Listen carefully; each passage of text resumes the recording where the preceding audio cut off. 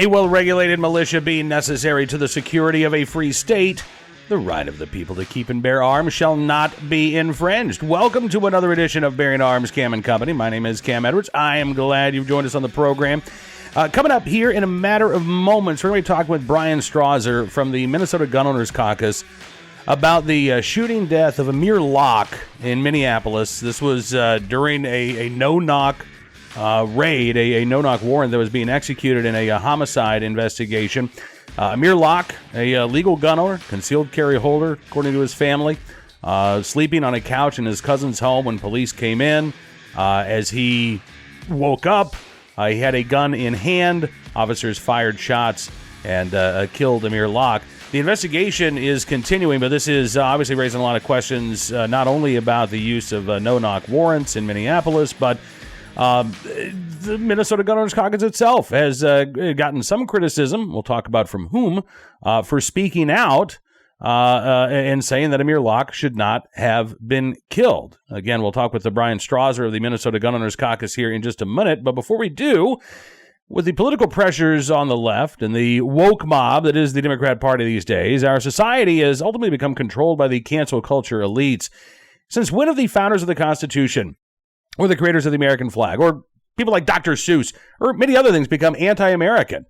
There's never been a better time in our nation's history to stand up against this woke mob and fight back. And you can do just that with this exclusive offer that I'm giving to my listeners and viewers for a limited time only. Now is your chance to win a signed picture from President Donald Trump himself. That's right. Not only will you be taking a stand against the radical left, but you will be entering to win a piece of history. And all you have to do is text the word Trump to 55404 today. That's TRUMP to 55404, and you can join the millions of Americans in standing up for President Trump and canceling the radical left once and for all, paid for by the National Republican Senatorial Committee. All right, so now let's get to our conversation with Bryan Strawser of the Minnesota Gun Owners Caucus. This is obviously this is not the first time that we have seen a no-knock raid result in the death of somebody who was, A, not the intended subject of that raid, and B, somebody who was not committed a crime, when law-abiding legal gun owners respond, right? In the case of Breonna Taylor, her boyfriend said that he had no idea that these were police coming into his apartment. He thought that they were burglars. He responded like you would respond to burglars breaking into your home, fired a shot at the officers. They fired back, killing Breonna Taylor. In this case, you have Amir Locke, who was apparently asleep on a couch, woke up, had no idea what was going on, had a gun in his hand, according to the Minneapolis Police Department, may have pointed, or at least started to point his gun at an officer, but then was shot and killed. And again, the investigation continues. We don't have all of the answers here. But I think we have so many questions that we should be talking about, particularly the use of these no-knock warrants and their danger not only to law-abiding gun owners, frankly, but to law enforcement as well. Take a look and a listen. Bryan, thanks so much for coming on the program. It's good talking with you today. Yeah, thanks for having me, Cam. Absolutely. So obviously there's still a lot we don't know about the shooting of Amir Locke. The investigation continues. Emotions are clearly running high. You've got activists that are accusing the police department of a cover-up.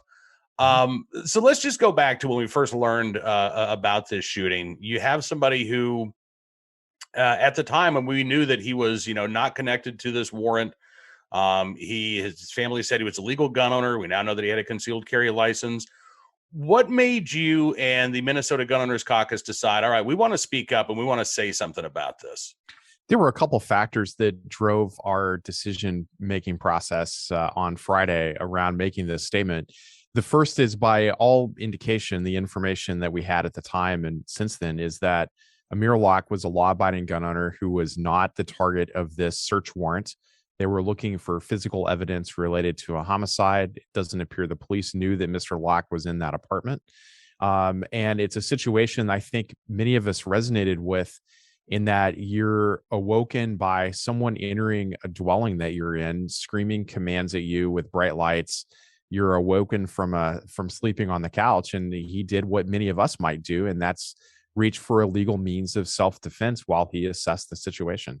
I mean, you even see in the video from the police that his trigger discipline was quite good. His fingers along the side of the firearm, not on the trigger, right before he was shot. So that was one factor. It looked like that kind of a situation. The second is, this is not the first time we've had a law-abiding gun owner shot and killed here in Minnesota by law enforcement. We had Philandro Castile, who was shot and killed in a traffic stop a few years ago in, not necessarily dissimilar situation, where he was the subject of a law enforcement interaction and was shot and killed within seconds of that interaction starting. Did you expect or anticipate the reaction that you received, and what is the reaction overall that you've received? Because obviously you have gotten some criticism from gun owners that's been highlighted, but generally speaking, what's been the reaction from the Second Amendment community since your organization's statement on Friday? We did not expect this to be quite the story that it is. I think we were a little astonished at the amount of other press coverage this has brought to the story in our organization, because from our standpoint, we're going to stand up for the Second Amendment and for law-abiding gun owners in these situations. We don't think that should be unusual or thought of differently, but it definitely has resonated with the Second Amendment community from the standpoint that we have made that very strong statement in favor of the Second Amendment and recognizing this, injustice that has happened here. We have gotten some blowback. The blowback has been really from folks who weren't involved in our organization. Our members have been overwhelmingly supportive. We haven't had a single member who has criticized our stance. We have, of course, gotten some unhappy voicemails and emails from folks, but as we look into those, they're not people who had ever contributed or volunteered with our organization. Okay. Well, that's good to know, because look, I mean, people are obviously entitled to their own opinion. And I think with a situation like this, folks are certainly going to come down. We're going to see different opinions emerge. Right.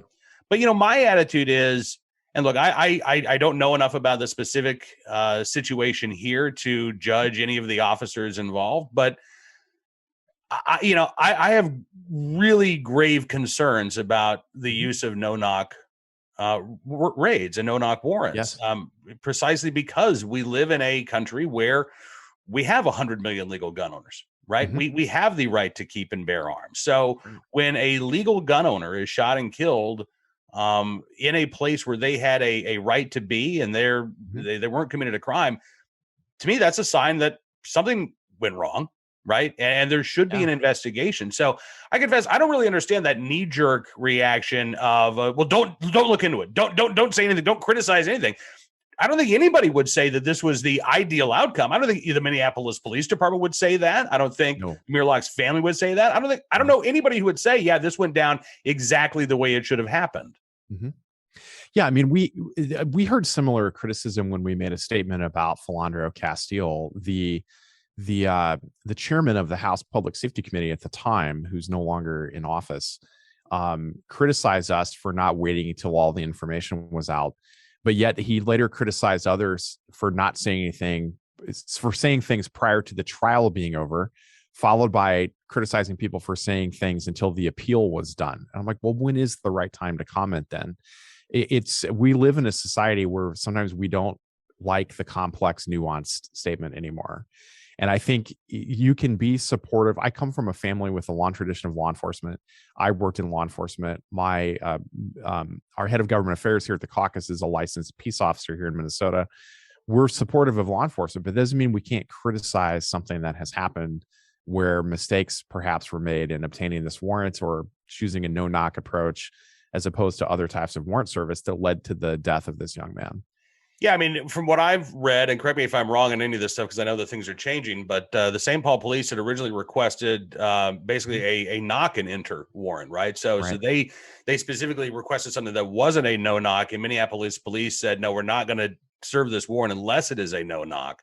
Right, they went back and had the warrant changed. Yeah, so I mean, that's something I think that is worth looking into, but again, just speaking at the 30,000 foot level about no-knock raids, I mean, Bryan, it seems to me like this is something that not only can put legal gun owners at risk, but again, it also puts law enforcement at risk. Yes. and I think unnecessarily. I mean, there was a case out of Florida a few years ago, I think it was, and there was it was a home. There was a no-knock raid. I believe it was based on a drug investigation.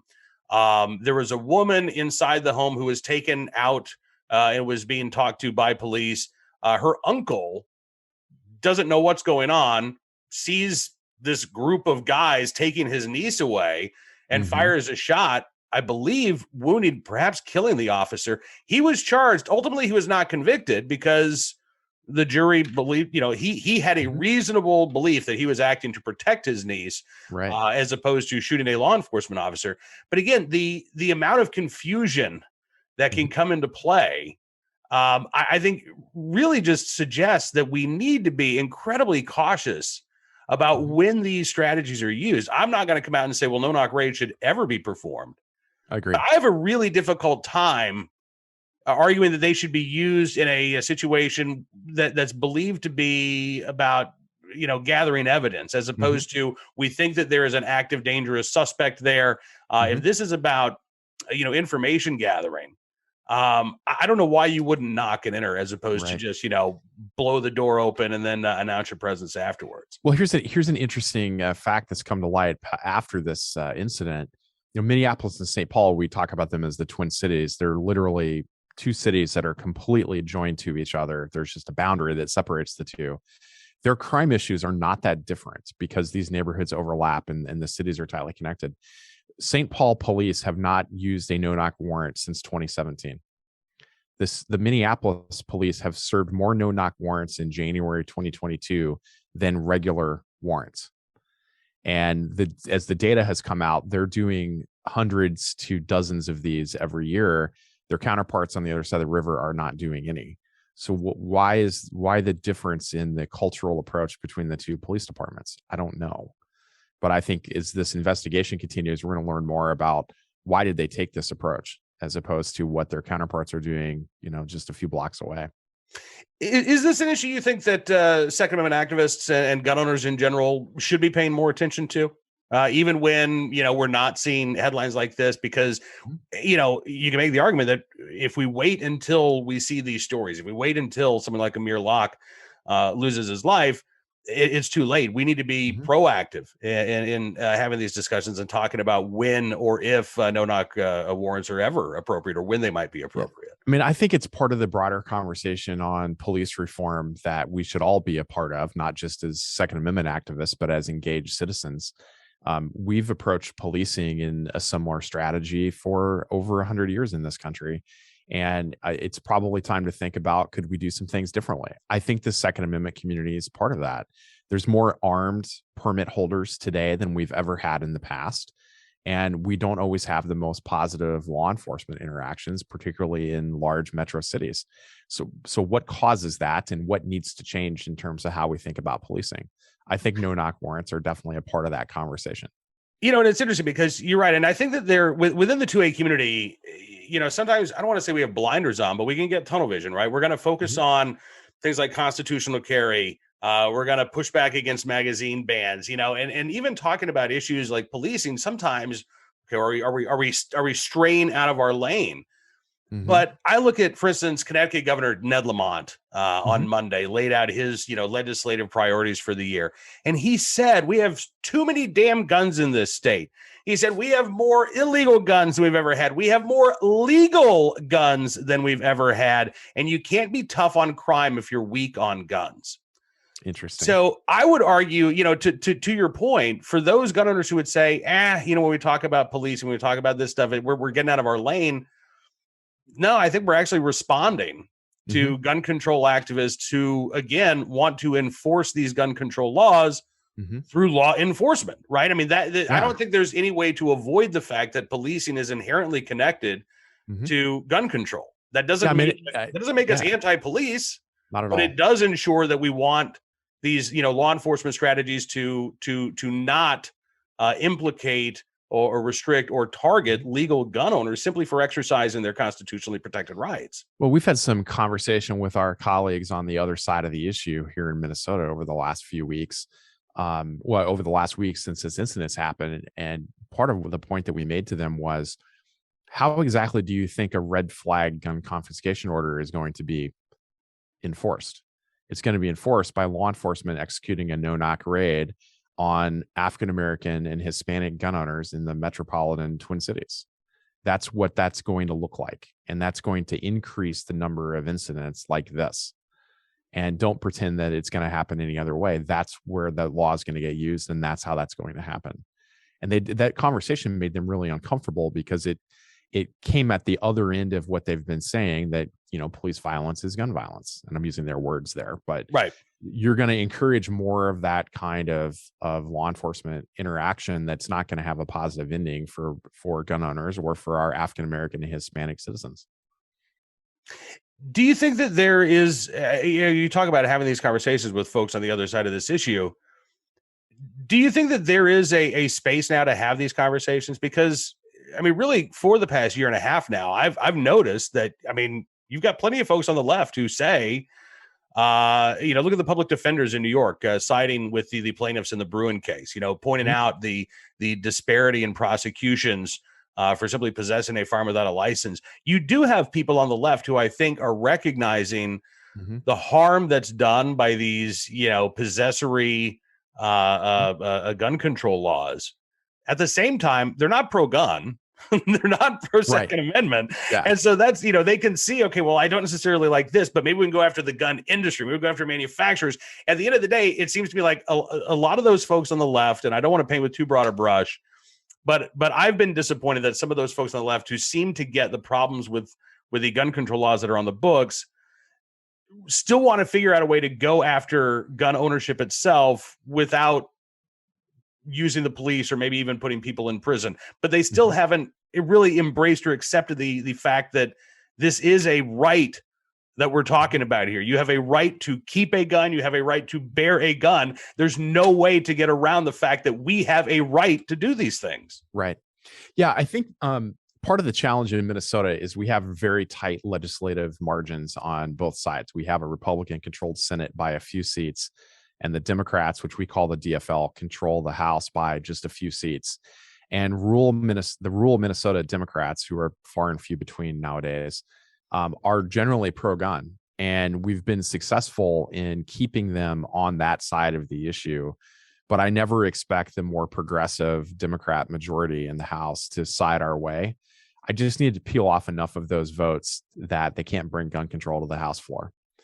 Even though our Senate would not hear it and would stop it anyway. I don't want them to get that far.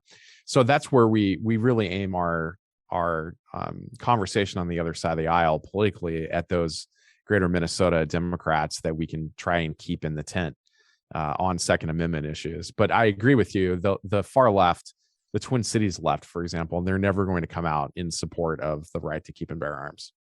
Not in any way.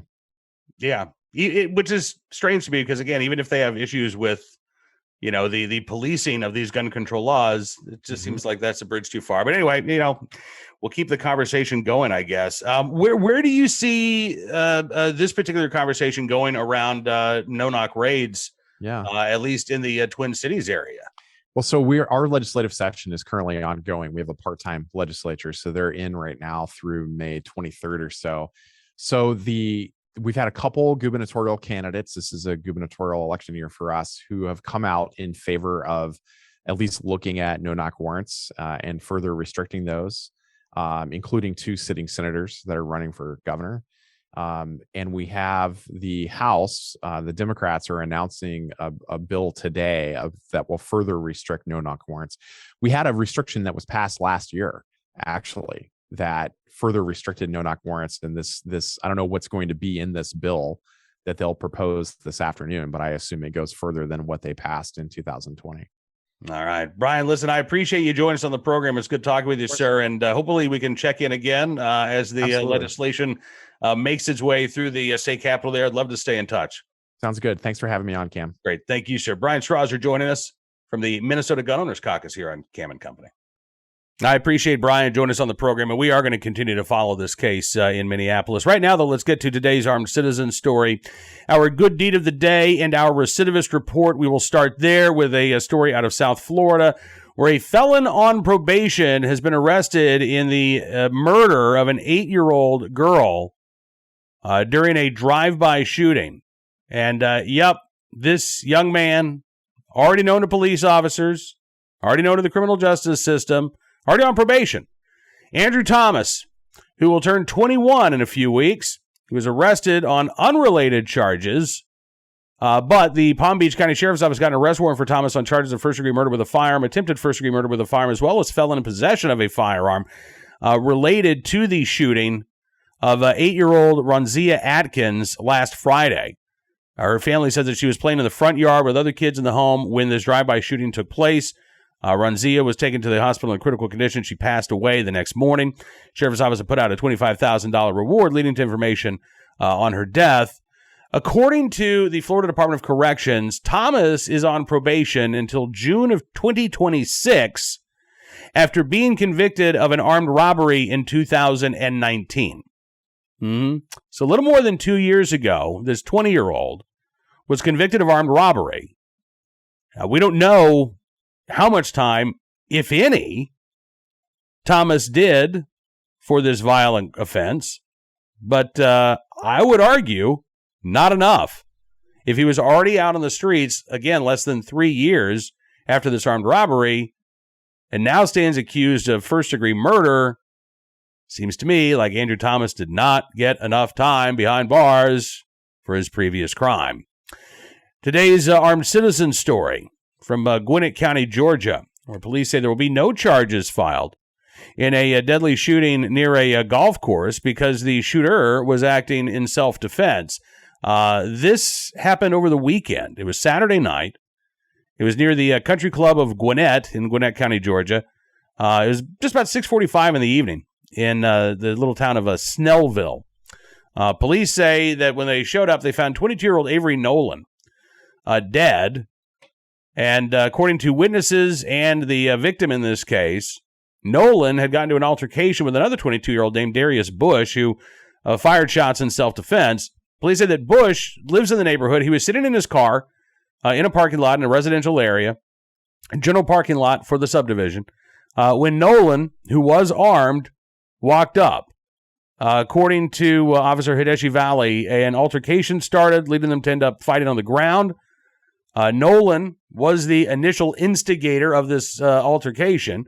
Bush, who also was armed, and legally so, ended up shooting Nolan in self-defense. Officers sent to the scene after two neighbors called 911. Police said the two men did not know each other. It's not clear why Nolan targeted Bush. Maybe robbery. We don't know.